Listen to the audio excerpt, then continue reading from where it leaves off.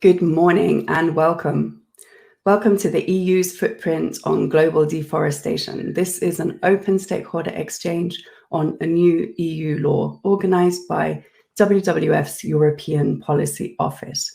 I'm your moderator, Catherine Sheridan, and I'll be guiding you on this journey today. If you need any support with the Hop-In platform, just search for the name GTV in the People tab that's on the right-hand side of your screen. So let's welcome our first speaker, Esther Assin. Esther is director at WWF's European Policy Office.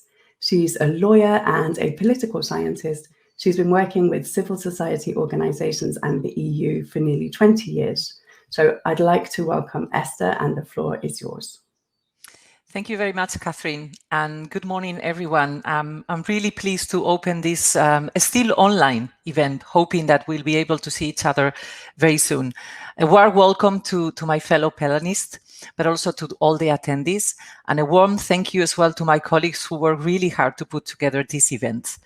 I'll open just briefly telling why we are here today. Well, the EU consumption is driving deforestation and nature loss worldwide. But today, the EU has a chance to be part of the solution. According to our WWF report, Stepping Up, the continuing impact of EU consumption on nature worldwide that we released in April, the EU is the second biggest importer of deforestation after China.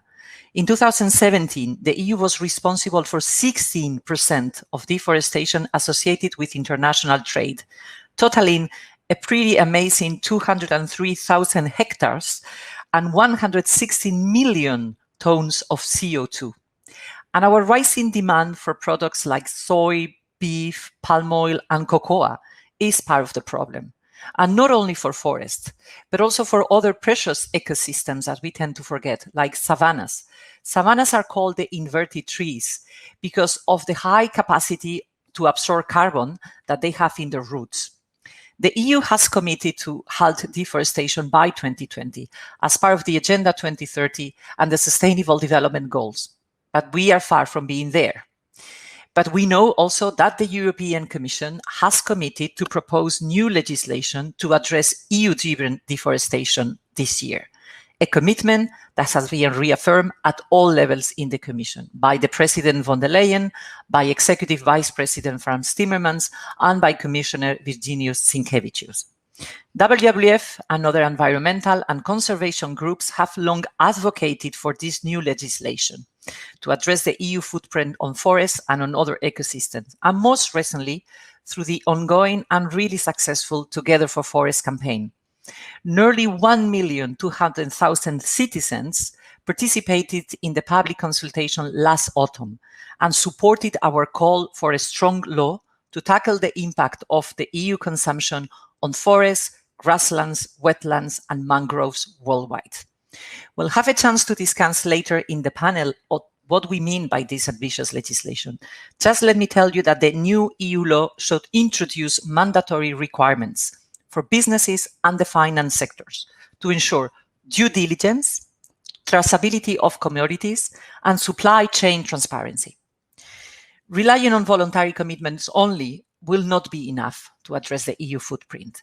And in 2020, the Forest 500 assessment found that 43% of 500 companies and financial institutions that are considered the most influential in forest risk supply chains still do not have a deforestation commitment. Our WWF Soy Traders Scorecard, released last week, also reveals that the major European and global soy traders need to do more to prevent the devastating impacts of soy production on forests and other crucial ecosystems, but also to tackle human rights abuses in the soy supply chain. Only 9 of the 22 traders responded to this survey, but those 9 represent more than half of the global soy exports. And the scorecard concludes that there's no real group of leading soy traders that they are able to guarantee a sustainable soy supply chain, also for the European market. Business, and we will hear from them later, are uniquely placed to grasp this historic opportunity to support a strong and effective legislation. and to drive real change to end commodity-driven deforestation and ecosystem conversion. New legislation would enable a level playing field for companies and will help ensure what consumers are expecting, that the products we buy and consume are not linked to the destruction of nature nor the violation of human rights. Better environmental and social performance of companies would also attract diligent investors, as well as boost innovation, productivity, and might even increase employee loyalty and performance. I look forward to discussing in the panel about the legislation and to hear from the different stakeholders, the co-legislators, the Commission, and the businesses as well. Thank you. Thank you, Esther, for this great context setting for our event today. Next, we'll hear from the European Commissioner for Environment, Oceans and Fisheries, Virginijus Sinkevicius, and he sent us a recorded message. Forests are the lungs of our planet. As carbon sinks, they are invaluable. They are also home to most of the biodiversity that lives on land, and they are a source of income for billions of people around the globe. Although the latest FAO report on the state of world forests gives us some reasons for hope, deforestation continues at alarming rates. It's vital to curb this trend. If we want to be successful in the fight against climate change, if we want to stop biodiversity loss before it's too late, then we have to do more for our forests. Here in Europe, we have made a firm commitment to step up action. We are determined to do more on two fronts: tackling global deforestation and stemming the tide of forest degradation. The Commission made this very clear in the European Green Deal, and we repeated it in Farm to Fork and again in the EU strategy for biodiversity. And the support comes right from the top. When President von der Leyen was speaking at the One Planet Summit earlier on this year, she underlined how Europe is ready to lead the fight. We see the same level of determination from Europe's ministers. The message also comes through very strongly from you and your colleagues in the Parliament, and huge numbers of citizens are calling for more decisive EU action. We are working intensively to propose an answer. That means new legislation to address EU-driven deforestation and forest degradation. It means practical steps that will reduce deforestation and impact of EU consumption and production. There are two main strands. We will prevent products and commodities associated with deforestation from being placed on the EU market, and we will boost this consumption of sustainably produced commodities instead through the promotion of transparent global supply chains that are free from deforestation. We are very clear about the reasons. Our proposal will build on the large amount of evidence that points to agricultural expansion as the main driver of deforestation. We need to find incentives that encourage a shift towards agricultural practices that lower the pressure on forests. By increasing trade in products from deforestation-free supply chains, we gain a double win. The obvious win for forests, but also a level playing field for producers who are striving to ensure a sustainable change of supply. The work is ongoing. A number of issues are still to be resolved, but some elements are now reasonably clear. First of all, the range of commodities involved. Our proposal will cover the commodities responsible for the bulk of the harm. That includes cattle, timber, palm oil, soy, coffee, and cacao. We want to be systemic. So that means covering both bulk commodities and derived products as well. There will be flexibility, of course, to adapt to changing circumstances. That will mean regular reviews with the possibility of altering the scope when circumstances demand. Secondly, and this is quite unprecedented, we won't limit the focus to illegal deforestation. We are taking an honest look to see whether specific commodities are associated with deforestation and forest degradation. We will do that by using internationally developed definitions, identifying what deforestation is beyond local legal frameworks. And then thirdly, we aren't starting from scratch. We are also evaluating the EU rules already in place against illegal logging, which you know very well, the EU timber regulation and the FLEGT regulation. It is important to learn from those experiences and to apply those learnings to the new proposal. Two fundamental points stand out. First, there is a clear need to improve due diligence requirements. We need to do that to facilitate enforcement and to strengthen implementation. And then secondly, we need to build on the positive features of voluntary partnership agreements, such as participation of civil society and our engagement with partner countries. But we have to be honest in our assessments. That means taking a hard look at elements that haven't proved their worth, like the need for that engagement to be based on trade agreements that are slow and complex to negotiate. When we talk about improving due diligence, there are various elements to consider. One option is to complement it with a system for benchmarking countries. That way we could differentiate between levels of risk in specific countries and set up groups of countries deemed low or high risk. This would bring several advantages.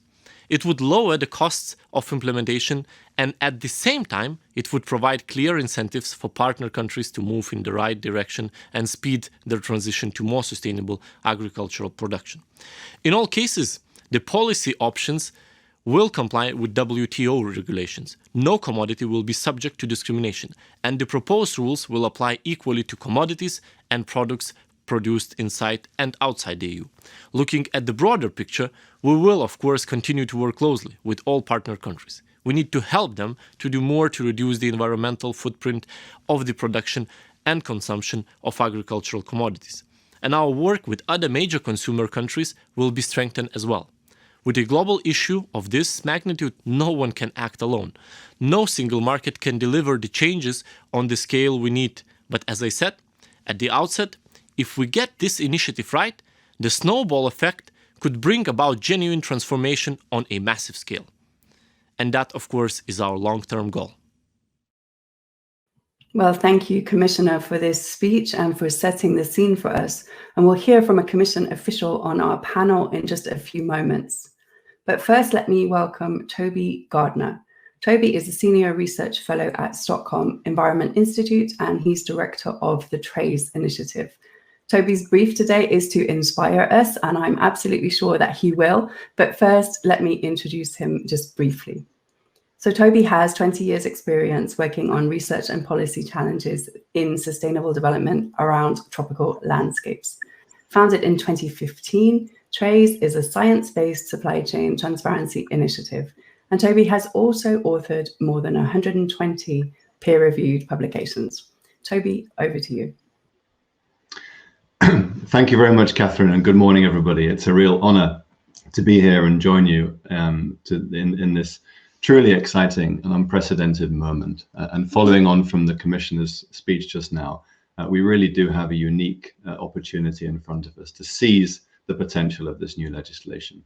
Now, to manage expectations a little, in terms of this, my presentation being coined an inspirational speech, I'd like to turn briefly to a short clip by a truly inspirational man, David Attenborough, on exactly this topic, which has been seen already by tens of millions around the world. And I think it signals the extent to which the biodiversity crisis, the climate crisis, as linked to deforestation and degradation, is gaining traction, gaining awareness, appreciation, and recognition of the need for action like never before.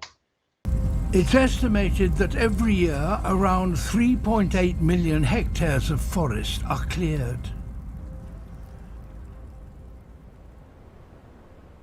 A lot of that clearance is driven by demand on the other side of the world. We want cheap food and we want to have choice on offer all year round. These commodities often provide the mainstay of countries' economies, but many are produced in ways that are not sustainable. So a consumer walking into a supermarket may unwittingly be contributing towards loss of biodiversity. What we're doing is taking customs data, shipping data, and for the first time, we connect them all together and ask who's buying from the hotspots where we're really losing biodiversity. We now have enough data to be able to identify the main drivers of biodiversity loss. Soy, cocoa, coffee, palm oil, and beef.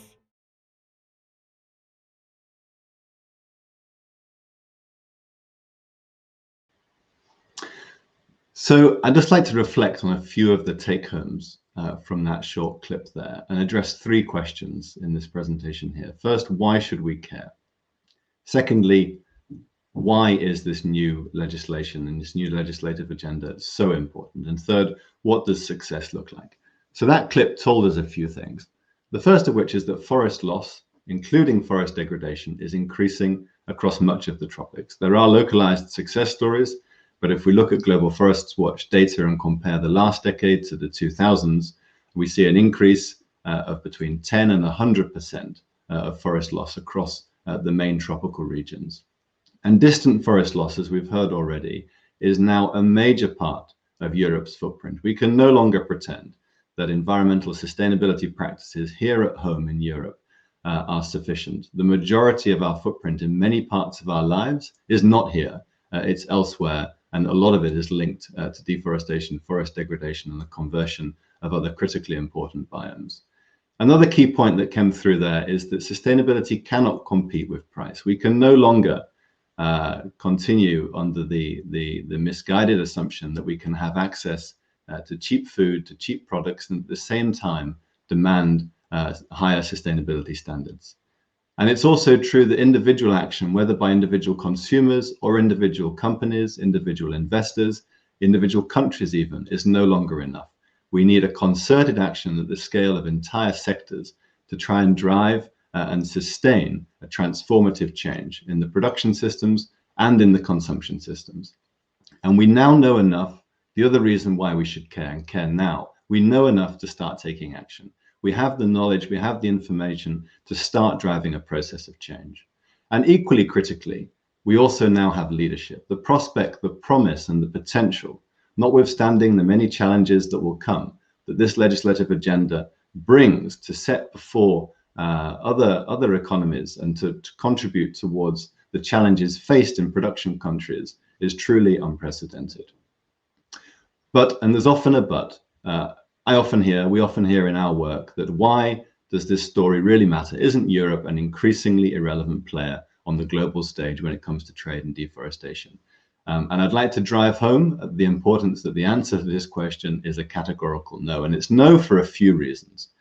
One of those, as we've already heard in the opening, is that Europe is the second largest market for commodities linked to deforestation around the world, after only China. Now, that picture is changing, of course, as China continues to grow in its importance. But what's also important to recognize, and what's less well appreciated, is that across the last decade, actually Europe's exposure to deforestation, when we look at just soy, has been twice that when we look at deforestation per ton, so deforestation intensity, if you like, per ton of soy coming into Europe from across Latin America, has been twice that of what we've witnessed going into China. And why is that? It's because on average, Europe has been buying more from the hotspots of deforestation, more from the frontiers of deforestation in the Amazon, but also in the Cerrado. And that's partly due to the simple logistics of the fact that Europe is closer to the northern parts of Brazil. So this dispels the idea that we can somehow say that this is no longer our problem. And even without needing to place that argument, it's critical that we recognize the historical responsibility that Europe and European consumers and European governments have in turning this situation around. European markets have benefited for decades in the opening up of these ecosystems across the world, having access to cheap food.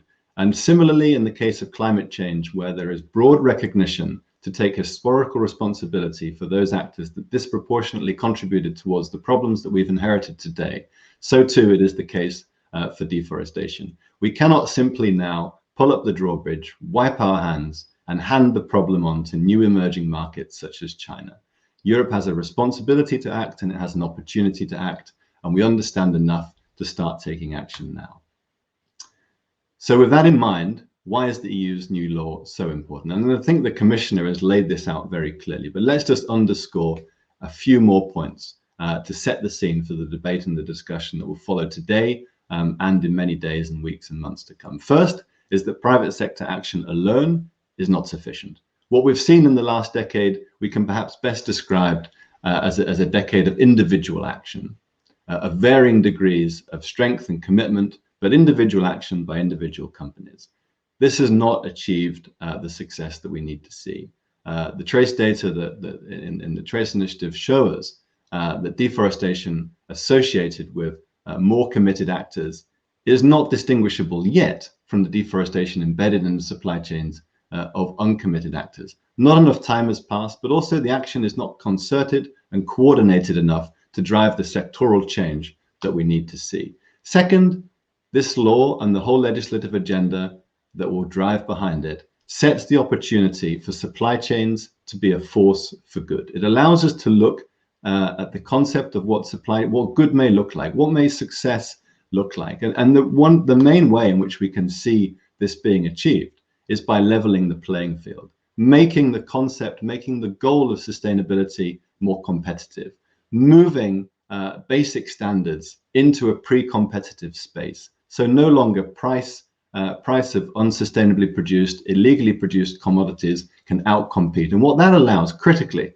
it allows the businesses, traders, it allows producers, it allows processors and retailers to shift and be encouraged and motivated to shift towards not only providing sticks, but actually allowing this legislation to be a mechanism, a vehicle for providing carrots to the producers that are starting to make a difference and that do need a reward for sustainable practices. So leveling the playing field provides us with that opportunity, and it means that companies can start to offer a fair price, they can start to offer more reliable access to market, and they can provide confidence that production in a more sustainable way will provide a competitive advantage and is something that now needs to be invested into the longer term. So how then can we ensure, given its importance, given the need to act now, given the opportunity to act now, how can we ensure that the legislation will be successful? And I think there's many elements to this, of course, but a few points to drive home once more. First is we know enough to start to make a difference. There is a lot of information out there. We do not need to be reinventing the wheel. Also because, and this is my next point, starting to make a change does not require us to fully understand the problem in absolute detail before we know where to act, with whom to act, and how to act. What Trace has shown us in our work is that deforestation footprints are not intractable. Global supply chains are not so bewilderingly complex that we are unable to find an entry point for change. We can triage and identify opportunities for action, entry points for action that can fast track us towards the places where impacts will deliver the greatest benefits most quickly. And if we look at the deforestation associated with soy, for example, across Latin America, what our data show is that the vast majority, 80% of that conversion, not just in the Amazon, but also critically in other ecosystems, occurs in less than 2% of the localities. What that shows is that the problem is highly concentrated, and it's concentrated in particular, and we have to drive home this point repeatedly, it's concentrated in particular in the case of the Cerrado, the case of soy, in the Cerrado of Brazil, particularly in the deforestation hotspot of Mato Piba. And on the consumption side, Europe's 8 largest economies, 7 EU member states and the UK together make up more than 80% of that associated impact. But it's not just those entry points that matter, of course, to drive home the opportunity for compliance and discrimination between compliant and non-compliant actors. It's critical that we harmonize the guidance in the disclosure and the transparency that is needed in order to demonstrate that compliance. What we have at the moment is a huge effort being made to produce recommendations, asks of companies, and there is a danger that these asks become too complex and too fragmented and too many. We urgently need to harmonize the requests that are being made, the expectations that are made. And this speaks to the point that the guidance and the support structures that lie behind this and other legislation is just as important as the legislation itself. But we also need to be wary of oversimplifying the problem. More than twice the volume of soy coming into Europe in 2018 came not from the Amazon, but from the Cerrado. And the conversion of the Cerrado indeed accounts for more than 70% of the total risk that is arriving into Europe. And the final point I would like to say is that due diligence has a critical role to play, but it is vital that we combine it and blend it with a mix of different policies that can provide support, can build partnerships with producers on the ground. We have to have the right balance of carrot and sticks. We have to be able to use this legislative agenda, this opportunity to turn the dial and shift the opportunity and open up, make competitive those more sustainable practices that are deserving of reward. And we have, as has already been stated quite nicely, we have an opportunity here to be part of the solution. And I just want to leave us with a brief clip. This is an overview of a forest fire from Brazil in the northern part of Mato Grosso in 2019, when the Amazon fires became so viral. We are approaching the fire and the deforestation season of the Amazon once more. And ultimately, what is important to keep in mind is not the cleanliness of European supply chains. It is not the conscience of European consumers. It is the ability for us to drive impact on the ground, to see outcomes, improvements in sustainability, to bend the curve on climate change, to save biodiversity, to protect and foster sustainable livelihoods. That is the prize. And we will not be able to succeed in achieving that prize by looking inwards or kidding ourselves somehow that Europe will no longer remain dependent on the import of these commodities. Thank you very much, and I look forward to the discussion that will follow. We know enough to start to make a difference. Thank you, Toby, for that inspiring speech. So next we will have a panel discussion. And the question today is, why do we need new legislation? The role of binding measures in addressing the EU's footprint. And the footprint we're talking about today is the EU's footprint on global deforestation. So I'm joined today by an expert panel, and I'd like to introduce them.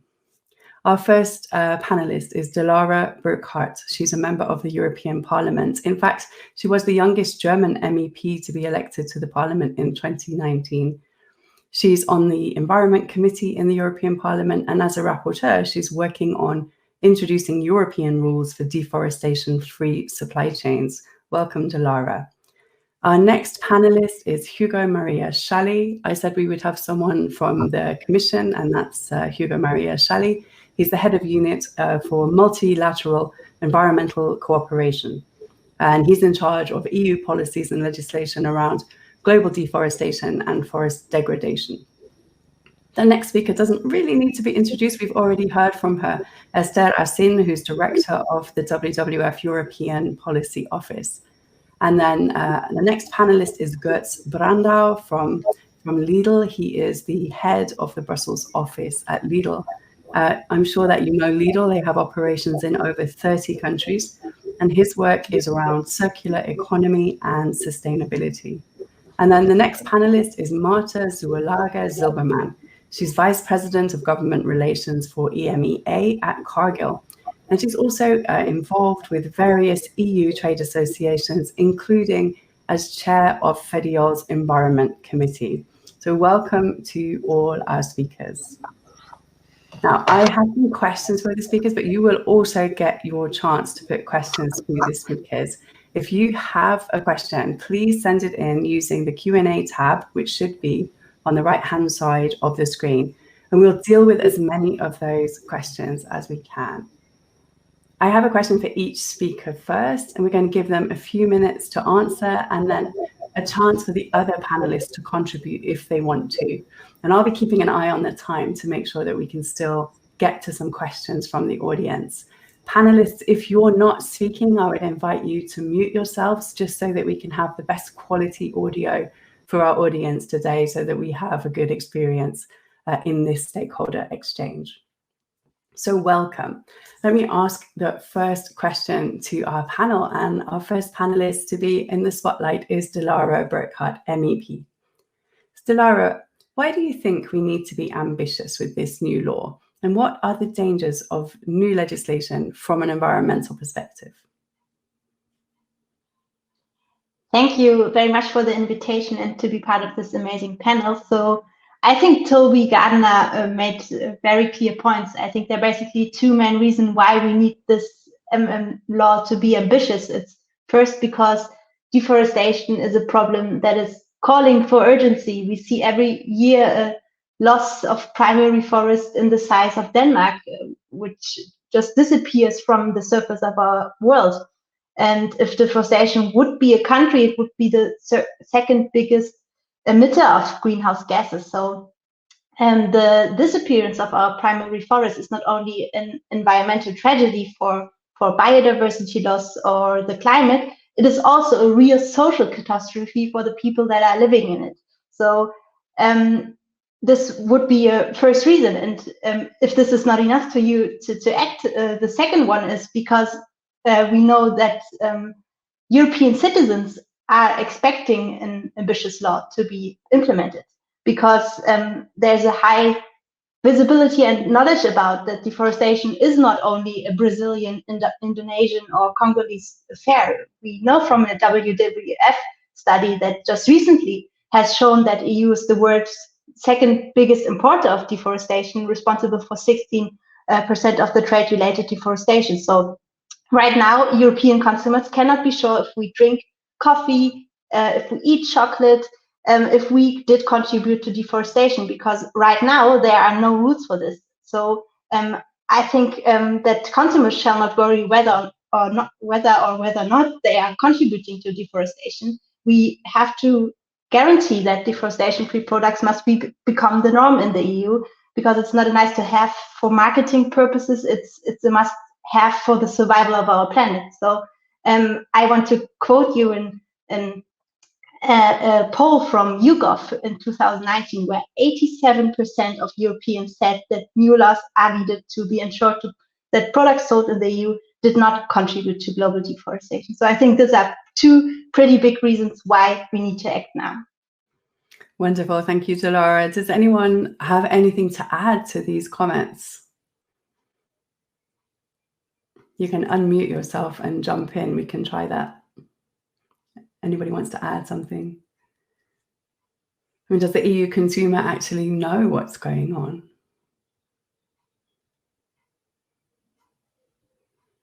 Some. Delora, do you want to come back on any of that? If not, I'll move on to the next panelist. All right, thank you so much. We'll hear from you again in a moment. Esther, I have a question for you, Esther Racine from WWF. We're talking about an ambitious law, but what do we mean by ambitious? Thanks, Catherine. And I'm sorry, because I think we are all getting started now in the discussion about citizens. Well, what Delora mentioned, I would still like to highlight the amazing response we had to the Together for Forests campaign, which is really a joint effort, not just from WWF, but from many partners in civil society. So really having 1,200,000 people signing up on a public consultation, it's quite a thing. And I think it demonstrates exactly that citizens are looking for these responses, to the concerns they might have when they go to the supermarket and buy something. I look and, am I doing, wrong or right? On what do we mean by an ambitious legislation? I would like to highlight 4 points. The first is, now we have an opportunity for comprehensive action, not just for forests, but for other ecosystems such as savannas and grasslands. As I mentioned in my introduction, these are often overlooked, but they are also source of these products, and they are destroying also at an alarming rate. And we should not forget about the need also to address human rights, especially those of the communities and the indigenous communities who depend on the forest and the other ecosystems for their livelihoods. So it's about nature, but it's also about people. The second point is legislation needs to set clear rule for businesses, and we'll be hearing from Marta and Götz later. The risk of a product or a commodity in a supply chain to be linked to the destruction or degradation of nature or to human rights abuses needs to be assessed and mitigated. What we mean is we need clear criteria for due diligence. That was also mentioned by the Commissioner. And as I said in my intro, that has to be complemented by transparency and traceability of the products along the supply chain. And the finance sector, and that's also a very key point for us, should also carry out this due diligence. The third point is about the implementation, because a legislation is only as good as its implementation. And we know that often in EU law, there's a bit of a gap between the law and the implementation. Without strict enforcement measures across EU, so in all EU member states, the law will not be effective. So we really need a common effort from all member states to make the law work in a manner that is pragmatic but effective. And my last point is about the complementary measures that are also essential to address the underlying drivers of deforestation and ecosystem conversion. So the EU should strengthen their cooperation and dialogue with the producing countries to support them in this transition. So working with producing countries, the EU should prioritize especially the protection, the restoration, and the sustainable management of forests and other ecosystems through an inclusive governance and a human rights-based approach. And at the same time, looking and supporting them to look for alternative livelihoods as well and more sustainable agricultural practices. I'll stop here. Oh, thank you, Esther. Would anyone like to add something to what Esther's just said about why we should be looking for ambitious legislation? If I may, Catherine, I'd like to pick up one point that Dilara and Esther both mentioned, which is the role of consumers in this. I think this is an extremely important issue, and not only in this discussion around deforestation, but also on other questions. We often face the question, how do we get the consumer to choose the right products? And we know deforestation is an extremely complex issue. Communicating the complexity consumers alone will already make for an ambitious task. Putting this in legislation, that's I think the ambitiousness in itself. We need to take into account that the number of issues that a consumer will take into account when purchasing a product is limited. And there is, in my opinion, very limited space to communicate on the issue of deforestation at that moment and to make it a decisive factor in the consumer choice. So including it in legislation, preventing consumers from making an unsustainable choice by default, that should be the goal. How to achieve that? I think that's where we get to the ambitious part that both of you mentioned just now. Coming back to what Toby said about sustainability cannot compete with price, I'm just going to drop that there into the discussion. I saw that Hugo unmuted. Would you like to unmute yourself, Hugo, and say something? Yes. Thank you indeed. The most said phrase of the last 15 months, you're muted. So I think that I wanted to add something on the role of citizens and consumers. And I think that what has been said is very true. Very often we put too much burden on the citizen and the consumer for asking him to make complex choices. And we all know from our own experience that we don't have the time to consult a life cycle analysis of a pack of coffee that we're looking at in the supermarket shelf. So I think that what we're looking at is clearly to make sure that the consumer can have confidence that products have certain characteristics. And I think that is the same as for product quality or for the health effects of products. So to actually do the same thing for products that contain commodities that may be associated with deforestation. And I think that's clearly our line of thinking in that regard. And that should actually also make it easier, and here I talk to a different point of stakeholders, for brand owners, retailers, and producers to make the right choice in what products they actually put on the shelves. And I think that is, in a sense, the upstream task that I hope we would be able to address through upcoming legislation. I think that I think the commenting on the question about the level of ambition, I think the level of ambition needs to take into account that no EU legislation will be able to repair mistakes of the past. It will actually only be able to make sure that we do not participate and contribute to a continuing problem in the future or to a worsening of the problem in the future. And I think that is something very important to think. Even if everybody is agreed on a high level of ambition, there are some things that we cannot repair by legislation.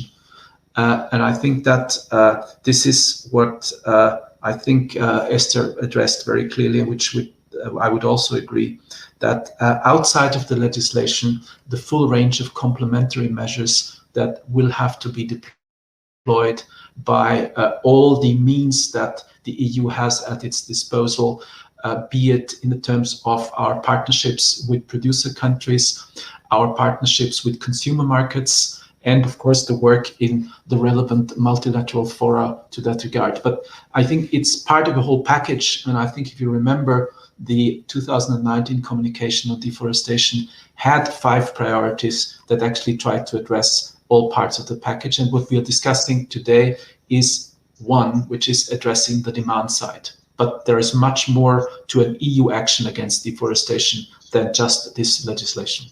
Thank you. I'll stop here. Thank you. Thank you for that. And it sounds as though deforestation would be just part of product quality from what you're saying, Hugo, that it would sort of be implied within a product being of sufficient quality to be put on the shelf would also imply that it hasn't contributed to deforestation. Let me bring Marta in for a comment. Yeah, thank you, Catherine. And I think, yes, I was just thinking about the comment that Toby made at the end of his inspiring talk, and it's really around. It's about forests, it's about climate, nature, and it's about livelihoods, and of course, then building as well on what Esther was mentioning. I think we of course agree that it is vital to focus on people and the planet, and really to ensure this just rural transition, right? Also in producer countries. So the SDGs are going to guide us that we must not leave anybody behind. So this is why the engagement at producer country level to ensure that just transition, I think, is as important as the one that we are about to undertake here in Europe. Yeah, that's another buzzword within the EU, and an important one, and hopefully more than a buzzword, is the just transition, that no one is left behind. Let me come to our next panelist, Götz from Lille. Tell us, Götz, why would legislation be good for business? Thank you, Catherine. I think the short answer is effective legislation is good for those businesses that take deforestation serious, or at least seriously enough to take action. And I'm aware that this is a somewhat unusual statement for a business to make in support of legislation. Let me quickly sum up how we came to that position and where that came from. We all agree that we have a serious issue with planetary boundaries. We consume too many natural resources, especially looking at population growth. This will not be sustainable if we keep going at this level. In the context of this discussion, this point is not new. We had a look at the environmental impact and the resource consumption of our sector, the food retail sector, and we compared it to other industry sectors. And well, let's say the results were a bit of an eye-opener for us. Food retail sector has a high impact, higher than we would have wished for. There is a good side to it. It triggered the right people in our company. It allowed us to develop and publish a comprehensive sustainability strategy that deserves the name, we think. Climate and CO2 emissions is a big part of it, of course. We're currently working on our science-based targets that we would like to publish soon, as soon as possible. The other big pillar of it is deforestation and biodiversity. And that has a bit of a caveat, because we don't have operations in those countries that are considered the big deforestation hotspots. So our impact is indirect, mainly through the food and near food products that we sell in our stores in Europe and in the United States. So we do have a responsibility there, because indirectly we contribute to the deforestation. Big question, what do we do with that responsibility? For us, it meant basically two things. The one is we need to look at the supply chains very carefully and create transparency. Make the supply chains transparent and identify the deforestation risks in those supply chains. Once we have identified them, next big step for us, minimizing deforestation risks. For the moment, mainly we do that through certification schemes and standards. That is often complex, sometimes frustrating, but it needs to be done. And for us, it is not only a question of consciousness, it's also part of our long-term competitiveness. If we look at changing customer demands, We look at potential environmental legislation, potential taxation, but also security of supply. If we don't ensure that the places where we source our our products and our commodities from, that they are operated sustainably, we risk in the future to have interrupted supply chains. And that for a retail company is probably the worst thing that can happen. Now, speaking of competitiveness, in this situation, currently, we run, of course, the risk that we as a company that tries to do something about deforestation is undercut in the market by those that do less or nothing on deforestation. We find that unfair. And frankly, looking at the severity of the situation and the crisis that we're facing, that's inappropriate. And we think effective legislation at EU level can be a solution there. We want to make sure that the commodities and the products produced from those commodities are legal, and not only legal, but also sustainably produced with minimal risk of deforestation. This is exactly the type of level playing field that Toby mentioned in his speech earlier. We think it is necessary for Europe. It's, from our point of view, the quickest, most effective way to ensure that those companies that do take deforestation seriously do not suffer a competitive disadvantage for taking action. Thank you very much. Thank you. So you're saying that effective legislation can be a solution? It's not a blank check for the legislators, of course. Yeah, just checking in with you on that comment, just to make sure that the whole panel is on board with your position. Who wants to say something? Hugo, Maria. Thank you, and thank you, Götz, for your statement. We never expected a blank check. Nobody's ever giving us one. I think Dilara will be the last one to give us one when this proposal hits the Parliament. But I wanted to pick up on one specific issue you mentioned. In order to act as the tool for leveling the playing field, so to speak, the obligations for operators that place such products and commodities on the EU market need to be fairly clear. And I think that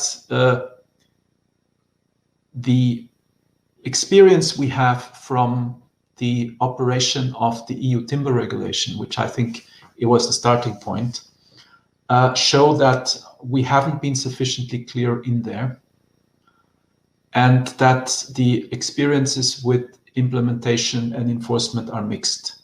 And those mixed experiences stem from sometimes a lack of clarity in the legislation. Now, as an EU official, I would say whenever you have a legislation that runs through the co-decision, so many cooks have put in their ingredients that it's an almost inevitable outcome that at the end it's less clear than when it was proposed by a bunch of bureaucrats that we are. But that's the nature of a democratic legislation process. In what we would hope,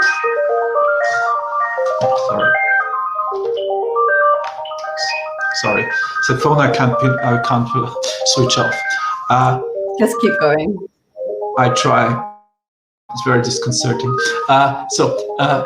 We will want to bring operators to the place where, sorry, I'll just pick up and...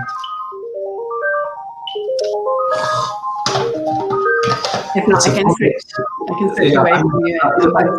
The best is... I'll come back to you in a moment. Yeah. Okay. Dilara, it's not a blank check for legislators. What would you like to say to that? I can really connect to what Hugo has been saying. So first of all, I really want to say that I'm really grateful for the initiative we're seeing from a lot of businesses. I think Lidl was also one of the undersigners of a letter of over 40 businesses calling for an ambitious legislation. So I think this really might be also a point why we're having such a big movement and such progress in the legislative process right now, and so much ambition also on the political sphere. So I think this is very crucial because, of course, what I hear also when I was drafting the report for the Parliament is what in practice right now is giving no room for sustainability as a business case, right? So as you put it, right now it's a disadvantage to care about those things and to implement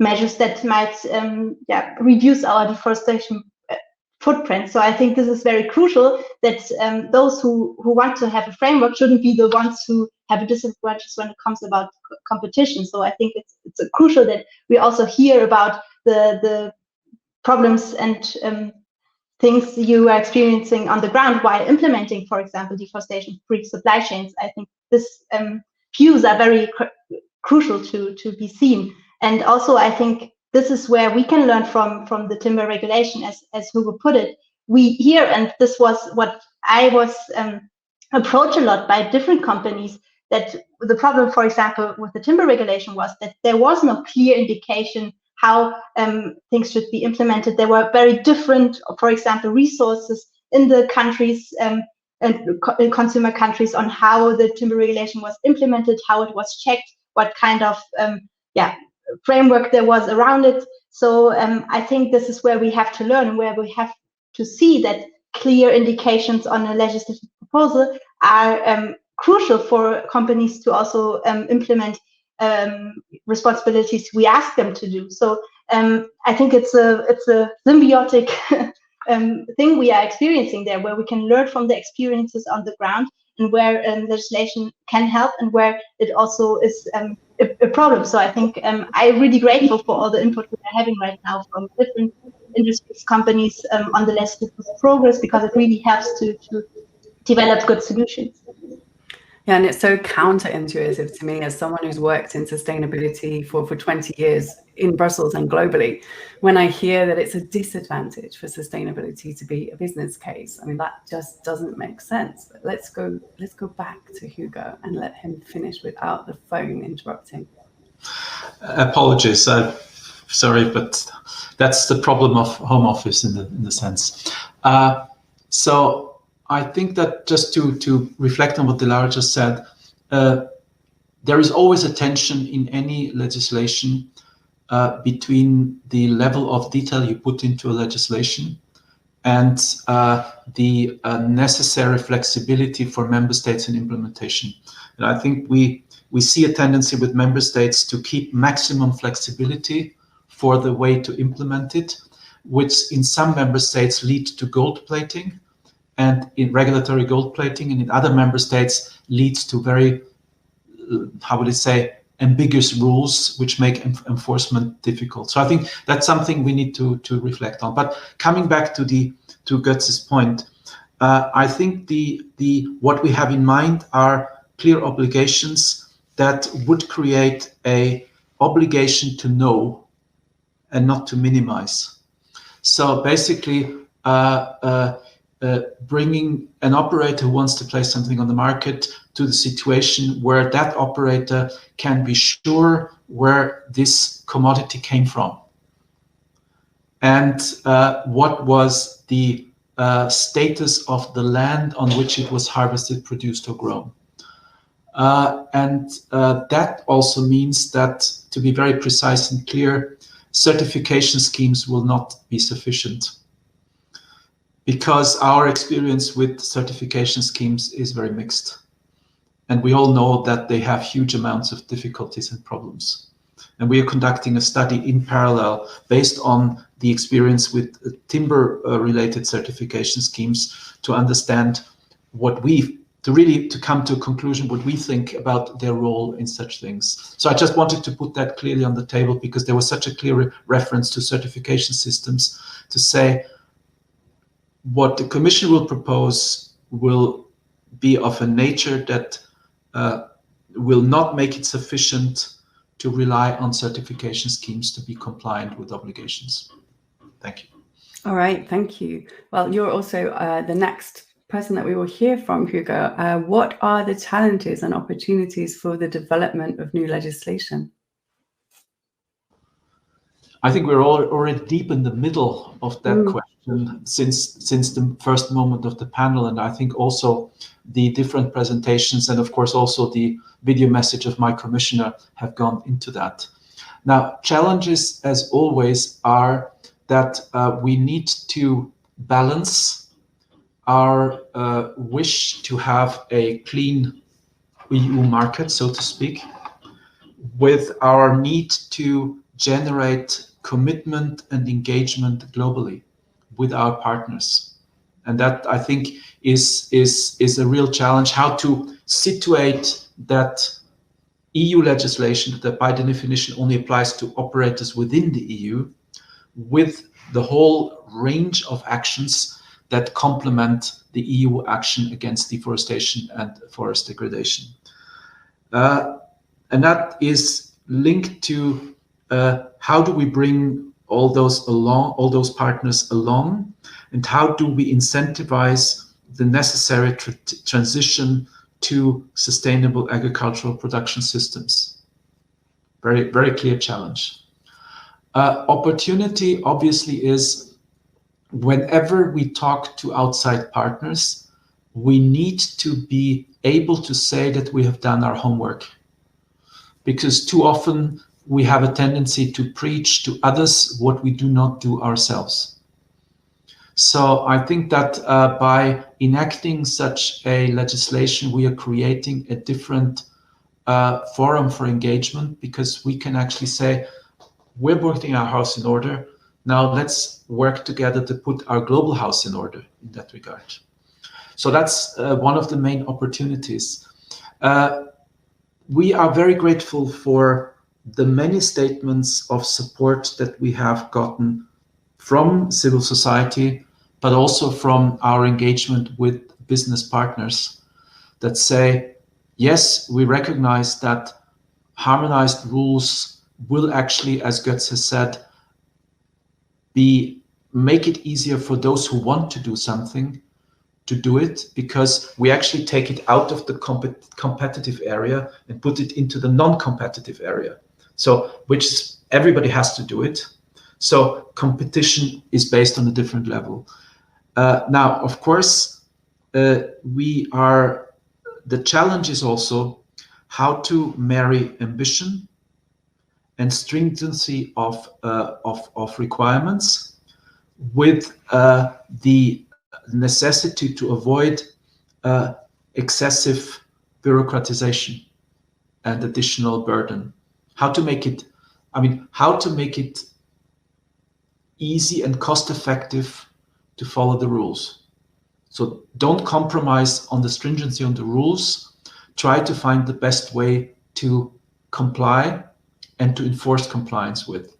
And I think that is what the Commissioner has mentioned, a couple of those elements already, which is how to provide more information to operators on what is good and bad, how provide more information of what is the level of risk in specific areas, so to give direction on where to focus your efforts in that regard. All things that are missing, just to go back, that are missing in the EUTR. All right, so we need to avoid excessive bureaucratization. Götz, did you have anything you wanted to add to that from the business perspective? Picking up on Hugo's intervention now and the comments he made before, yes, example EUTR, we should learn from it. That's important to us. You mentioned the two key issues. The one, proper enforcement. If we don't manage to enforce this diligently, we're not going to get very far. And the other issue I'd like to raise is on the question of legality. Similar to proving your innocence, that can be difficult. That's why we think it is important, in addition to legality, adding the question on sustainability into the legislative proposal. We also see there an opportunity to work with certification schemes. We understand there are a lot of issues. However, for businesses, certification schemes can be a very good an approach without a lot of bureaucracy attached to it, because they're tailored to business processes. So that's something we would really like to welcome you to consider in adding in there, to see what is an appropriate role for certification schemes, not in ensuring legality, but sustainability of the commodities.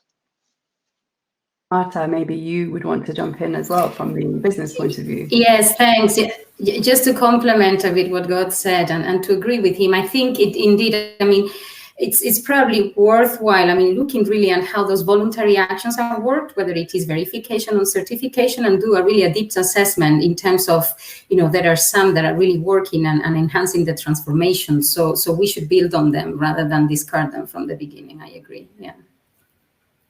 I also want to give Dilara the chance to come in and add anything you might feel needs to be added here. No, I mean, maybe building up on what Hugo said about the scope question, yes, of course, including also not only legality, also sustainability. In a broad sense, I really see the Commission making clear proposals in that direction. So I'm optimistic about that. Where I really see a big challenge is the question of the scope on the ecosystems that are put under this legislation. We heard in several of the keynotes that there is a very clear scientific evidence that if we only concentrate on deforestation and on forests, I really also appreciate that the Commission wants to include deforestation as a whole and not only illegal deforestation. But we know from the practice that the pressure is shifting to other valuable ecosystems. So if we have legislation that doesn't have a broad scope on that, we risk that the pressure might shift and that we will hurt other valuable ecosystems. So this is a big challenge. Of course, it makes it even harder. We know, Hugo and I also had a lot of panels right now, and we know, for example, the problem of definitions, not only on an international level, even within the EU. This is a very contested point, so this will be very crucial. But I think the challenge is to don't develop loopholes in the legislation when it comes, for example, to the scope. I think the question of ecosystems is very crucial on that. And also human rights, of course, which needs to be implemented. Absolutely. This feels like a good time to bring in WWF. Esther, did you have anything you could Thanks, add Catherine. Well, I'm very grateful to Dilara for raising the scope as well beyond forest, because what we are seeing, and it's an important point for us, is we are seeing the change in production frontiers as well. And now we are seeing areas like the Cerrado in Brazil, and Toby mentioned that, and in 2018, 23% of the EU soy imports from Latin America came from the Cerrado in Brazil.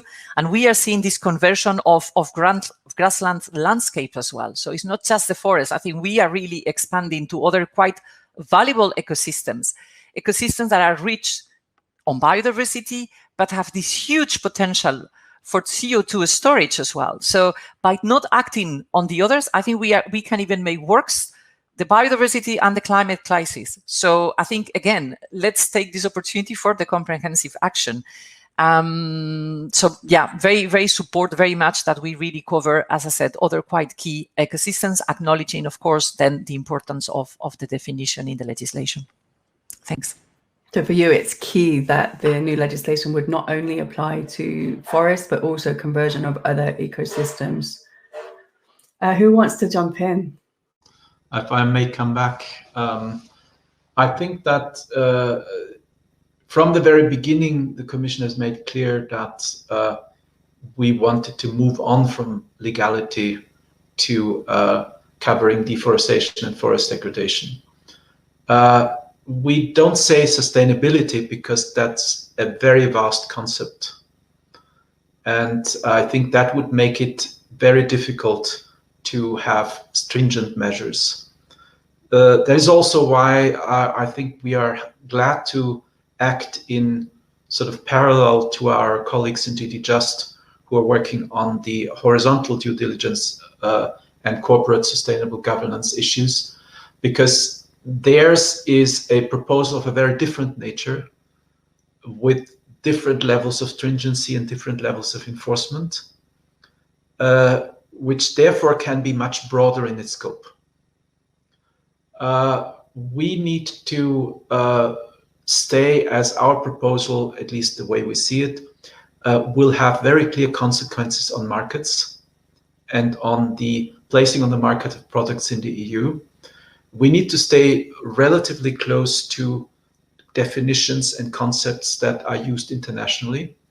And we also need very clear means of monitoring and control, and we need data. So that is a main reason why at this stage we're focusing on deforestation and forest degradation. What we recognize is that in the implementation of a possible future regulation, we may see diversion and we see shifting of pressures. That's why we are considering to build in a revision clause in the proposal that would allow to go to other ecosystems as we implement and gain experience in the implementation. I think that also, and that gives me also the opportunity to reflect on the rights issue. Now, rights of indigenous and local communities, human rights, are very much linked to legality. Now, we will in this proposal not throw the legality issue out the window, because I think that we want to cover both. And by covering legality, we will cover breaches of rights in the country of production. Now, again, there is a complementarity with the Horizontal Sustainable Corporate Governance Initiative, which will go into much more detail on this one. But I think the essential elements of rights, as they were covered through the EUTR, will continue to be covered in the future proposal. Now, whatever I'm saying is subject to finalization of our impact assessment and final political decision of the Commission, but I'm sort of reflecting on the current stage of preparatory work, but I think that's understood by everybody. Thank you. And I saw some of our panelists taking notes as you were mentioning some of those things. Does anybody still have a burning need to jump in on this question? And if not, I'll keep moving. Give you the chance to contribute. All right, we'll keep moving then. I'd like to thank everyone who has spoken so far. And our next question to the panel is Marta. Marta from Cargill. What would need to be included in the legislation from a business perspective? No, thanks, Catherine. Thanks again for the opportunity to intervene in this panel as well.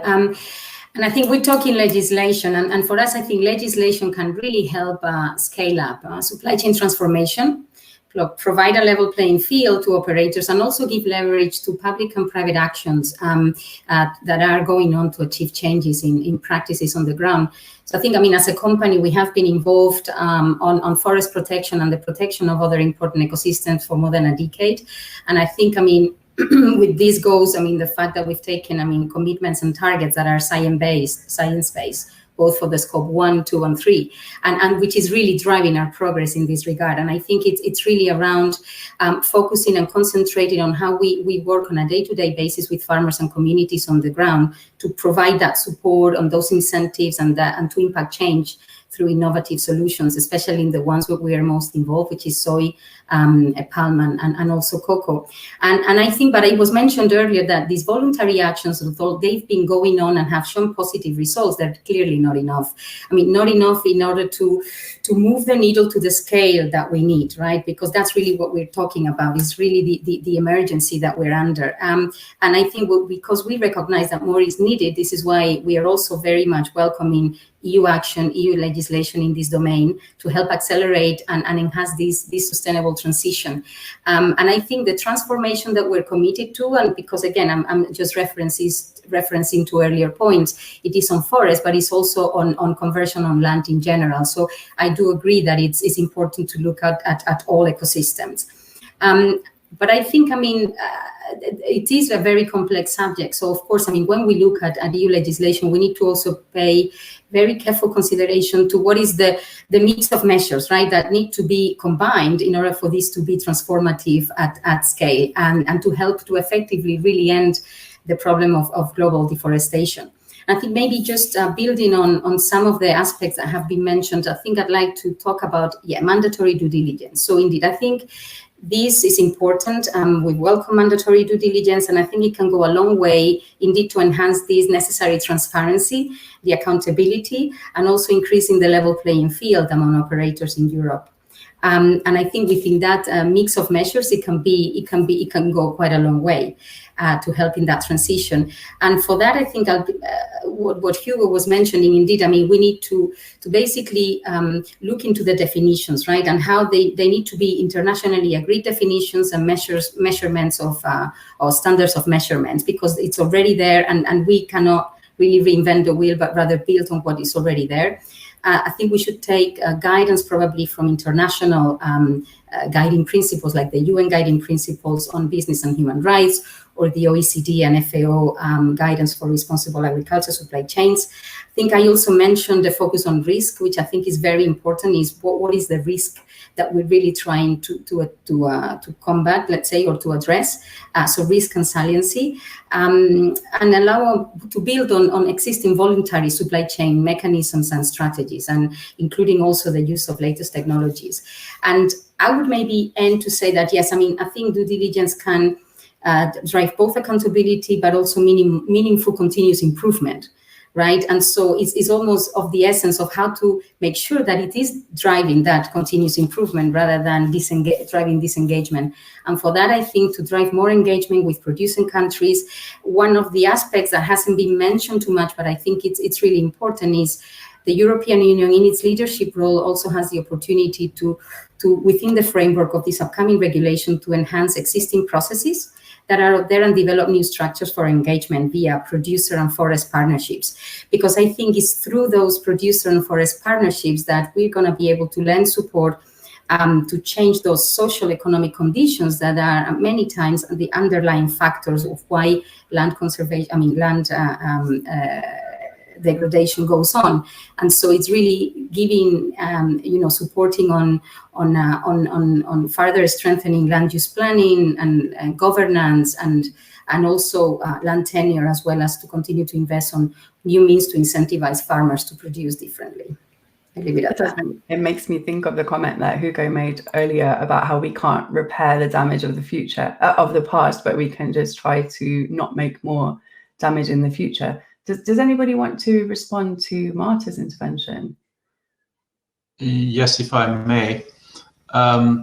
Three things. I mean, just one of your, of course, I think we want to contribute to repairing the damage of the past, but I think the legislation is not the right tool for this. That's what I said. I think many measures can be made and agreed that could sort of bring back restoration. And you know that in the EU we are working on binding legislation on nature restoration targets in that regard, but I think not through that legislation.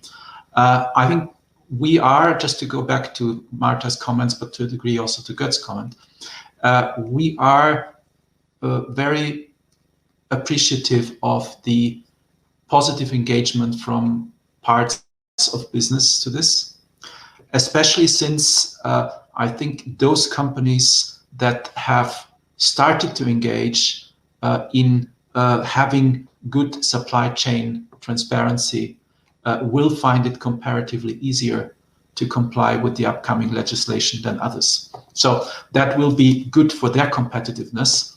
Those who choose to ignore the problem up to now will have to make a little bit more of an effort, but they have profited from less costs probably in the past. So this is so I think that's positive in that sense.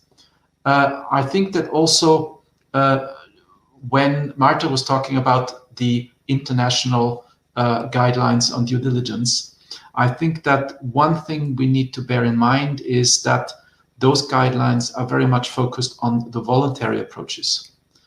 I think that we're taking it one step further, and by making it mandatory and linking it to quite a number of specific sanctions and also possible corrective measures with regard to market access, I think that takes on a different life and a very different meaning, which I think means that some of the OECD and other stuff guidelines, we have to look at very carefully to what extent they are always applicable, because the context may be a little bit different.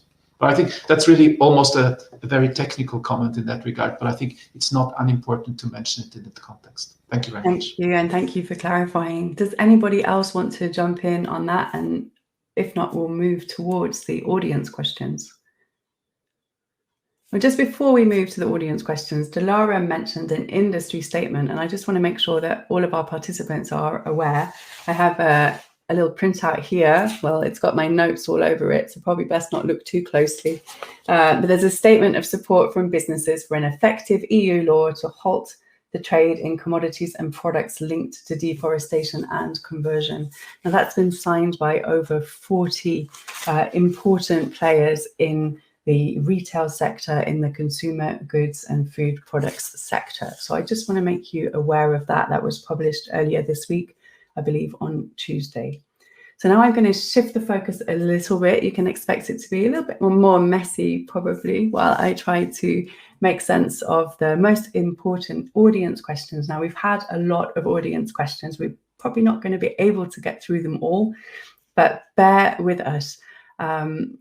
Now, first question from the audience. We've already talked about the habitat conversion. So there were a lot of votes for a question about habitat conversion, but I'm not sure that there's going to be much more to add. However, the question is, will the legislation also include other habitat conversion? And if not, it will lead to leakage to conversion of savannas with high biodiversity and carbon, and Europe will be responsible.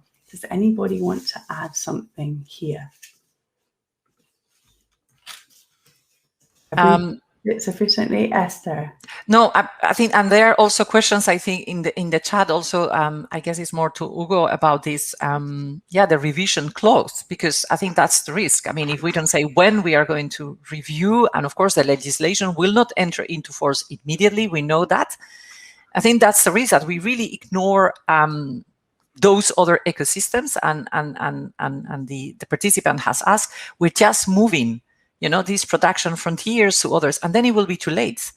Now we really have a chance to, not to repair what we've done in the past, but really anticipate and do it better in future. So I think that would be also my question also to Hugo as well about this revision clause then. Thank you, Esther. Hugo, do you have an answer on that one? Looking at the chat, I mean, that's where some of those questions come from. I think that from our point of view, I would question whether our pace of legislation is actually so much slower than others. I think that we are looking at something that is hopefully on the table of the European Parliament and the Council of Ministers in the second half of this year. And then it's very much up to those two players how quickly that can be enacted. Looking back at one of my previous experiences with the Single-Use Plastics Directive, that was done within a year. It's all a matter of political will. And then it would enter into force probably in the year following. So I think we're much rather looking at 2023 than 2025. Looking at the business representatives, I know that business likes to anticipate, so I would see a lot of movement in the direction of compliance already ahead of time, just to be well prepared. So I think that, and that in the coupled with the complementary measures that Esther mentioned at the very beginning, which would kick in around the same time, would actually provide for a good mix of measures addressing some of those issues. Now, I think that we have not yet thought about the revision clause, but it's in terms of timing. But I think that it is clear that we need to gather some experience with the implementation before we can think of extension. And I think it's also clear that the data situation and the monitoring situation is not the same for forests than it is for other ecosystems. So I think there are things that we need to work on. So it's not wait and see. It is actually analyze, evaluate, to prepare, to act. Thank you.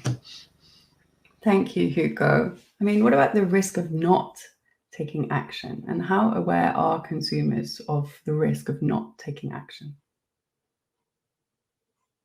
Anyone? Well, the risk, and again, I think we don't want to end on a negative note, because that's often then we are told, but we know the risk of what is the risk of, again, increased destruction of ecosystems that are key for biodiversity, for climate change, and for human health, and the livelihoods of so many. So I see the point, Hugo, about the revision clause to gain experience, but I'm afraid we don't really have much time. I think it's always good to learn, but we are really running behind of time. And yeah, that's my point. And again, I don't want to send all the alarming measures that then NGOs are told that we send, but there's really an urgency to act now. Absolutely. Hugo? The question is, it's not that I don't think there's no risk of inaction. The challenge is in the effectiveness of the choice of tools. And I think that is really what we are looking at right now, to say, okay, what will actually make a difference? And I think that means we have to package it in a way that we can, and I said it before, we can bring producer countries along. Some of them, I think, are willing to be brought along. There are countries where I think we see readiness from business and industry, but not readiness from politics. And I think we all know which country I'm talking about. So I think we need to construct something, for instance, also that allows business and operators in third countries that grapple with a hostile political environment to do the right thing and be rewarded for it. And that is one of the challenges that we have. So I think that, and I think that if you allow, I see two questions in the chat that I would like to address on benchmarking and blacklisting. Benchmarking would have to be, and I think that's what Michaela writes herself, have to be based on very clear and objective criteria, so that a benchmarking is not a value judgment, but a judgment on the situation on the ground in third countries, and would not be done without consulting with them and giving third countries the opportunity to react to that. I think that blacklisting is not anything that we have on our mind. I think that's not an effective approach, but benchmarking the risk in a third country is, I think, legitimate in that regard, and can also be seen as an incentive for third countries to provide the right tools that allow them to showcase good practices in third countries and to showcase that they're actually doing the right thing. So it's that I wanted to react to those two questions in the chat. Thank you. Thank you. We've reached that exciting stage where there's only a few moments left, and it's like, which question do we go to, and who wants to jump in? Götz, you wanted to say something quickly about local sourcing and agriculture, and I think that Marta might be able to contribute on that as well. I saw a question in the chat whether it's not a possibility to look at more local sources for some of these commodities. I just want to mention that, of course, this is an interesting opportunity. It's a question we're looking at. Can we not just stay away from some of the deforestation hotspots to take off the pressure there? However, we're talking about agricultural commodities, and there are some limitations. So in terms of cattle and beef, sure, we can also source it from Europe. We do, mainly. In soy, there's some interesting projects in the Danube region where we can have, by definition, basically deforestation-free soy, because it doesn't come from the hotspots. On some of the other commodities, coffee, chocolate, you name it, well, there's more limited potential in Europe. Let's put it this way. And I think that's one of the learnings we also had from the EUTR, from the timber regulation, to just say, well, there's a risk to this particular place, just don't source it anymore. we have these hotspots. There's not that many more places where we can source it alternatively in the amounts that we need. So for many of the commodities, we don't really have a choice. We need to go there and make it right on the spot. And if anyone understands sourcing, Marta, from Cargill and representing the industry as a whole, I'm sure that you have something to share with us on this. Yeah, no, I think, I mean, I wanted to comment on a few points, but on that last one, indeed, I mean, our experience shows that it's better to engage rather than to disengage, because, I mean, I think that the underlying problem remains, and so it's better of how to find the mechanisms that will allow us to really continue to engaging with producers and to transform their practices rather than just to leave them behind. And I think that's why a mandatory system of due diligence that is basically going to force all operators in the industry to better understand those hotspots, to better understand those risks, and to find ways to also not only just monitor and assess the risk, but also mitigate, right? I mean, as Hugo talked about, I mean, the carrots and the sticks. So what is going to come after that? What happens? I think is going to be important. I wanted to just make a comment also generally when we talk about in relation to standards. I think, again, yes, guiding principles from internationally agreed, a UN level. I think it is important just to take guidance from them, but also the things like the Accountability Framework Initiative, which really is supporting and guiding companies to implement their own commitments on supply chains. And so how can EU legislation really draw on all these experiences that are already out there?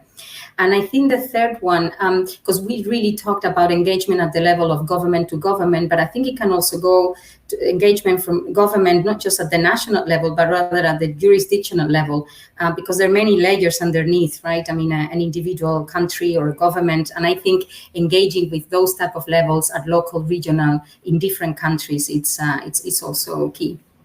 Thanks. Thank you, Marta, and very well done in a concise way. And that gives us time for maybe just one more comment. Dilara, did you maybe want to say anything to wrap us up? Yes, I just wanted to say two things about the benchmarking, because I really think it's a good approach, but we also have to see that when we have, for example, very concentrated deforestation hotspots in some countries, and we shouldn't oversee it when we're having looking at the whole country as a whole. So I think we have to be very decisive there. And also, I wanted to connect on the question of disengagement when we have too strict rules being applicable, because as far as I know, there's no empirical evidence that this has been the case. Götz also said that there are just some, especially when we talk about the commodities that should be covered by this legislation. We know that there are not a lot of other spaces where you could get them from. So I think we have, this is why we have to work together also. And this is not only one legislation that we have to put in place. We also have to talk about the question of partnerships with the producing countries. We also have to talk about our own agricultural production in Europe when it comes, for example, about feeding proteins that we are right now importing a lot. I think this is also a question. So it's a little bit the question of how to balance the import of deforestation commodities and also shift the proposals on a more sustainable origin of deforestation commodities. So it's a little bit shows exactly in a nutshell how complex this issue is. But I want to quote Toby Gardner on that: the complexity shouldn't make us less ambitious. So I'm really looking forward to the further exchange. Thank you so much. And that's all we have time for today. We see what a complex issue it is just by the number of questions. And I know that our panelists are so full of knowledge and they could have kept going for probably another hour or two. And maybe we'll get the chance to do that in the future. I'd like to thank the panel, Dilara, Hugo, Götz, Marta, and Esther. Thank you to WWF for organising this event on the EU's footprint on global deforestation. And thanks, of course, to you for attending and for all your questions. That's it for now, and we hope to see you again on this journey later on. Thank you.